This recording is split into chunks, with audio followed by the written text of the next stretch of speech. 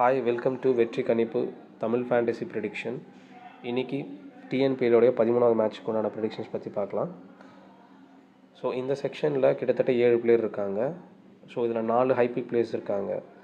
அவங்கள நீங்கள் ஜிஎல்ல 2 பிளேயரை எடுத்துக்கிட்டு மீதி 2 பிளேயர் நீங்கள் ட்ராப் பண்ணிவிட்டு ஸோ நீங்கள் பிக் பண்ணுற பிளேயரை நீங்கள் கேப்டன் அல்லது வைஸ் கேப்டன் ஜிஎல்ல ட்ரை பண்ணுங்கள். அதுக்கப்புறம் நான் ஹைலைட் பண்ணிக்க பிளேயர்ஸ் பிளேயிங் லெவலில் இருந்தாங்கன்னா அவங்களையும் கொஞ்சம் கன்சிடர் பண்ணுங்கள். நெக்ஸ்ட்டு இந்த கேட்டகரிலையும் அதே மாதிரி தான் ஹை பிக் பிளேயர்ஸ் இருக்காங்க. ஸோ எல்லாரையும் ஒரே டீமில் போடாதீங்க.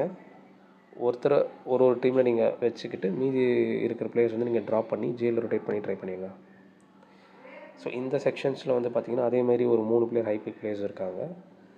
ஸோ அதேமாதிரி இந்த 3 பிளேயரை ஒரே டீமில் வைக்காதீங்க, மாற்றி மாற்றி ட்ரை பண்ணுங்கள்.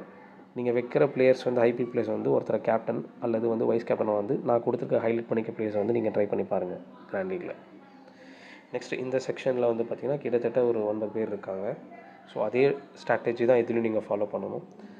அதே மாதிரி இதில் ஹைலைட் பண்ணிக்க பிளேயர்ஸ் ஜிஎல்ல இருந்தாங்கன்னா அவங்களும் மஸ்ட்டாக நீங்கள் ட்ரை பண்ணி பாருங்கள் கிராண்ட் லீக்கில். வைஸ் கேப்டனாக கூட ட்ரை பண்ணி பாருங்கள்.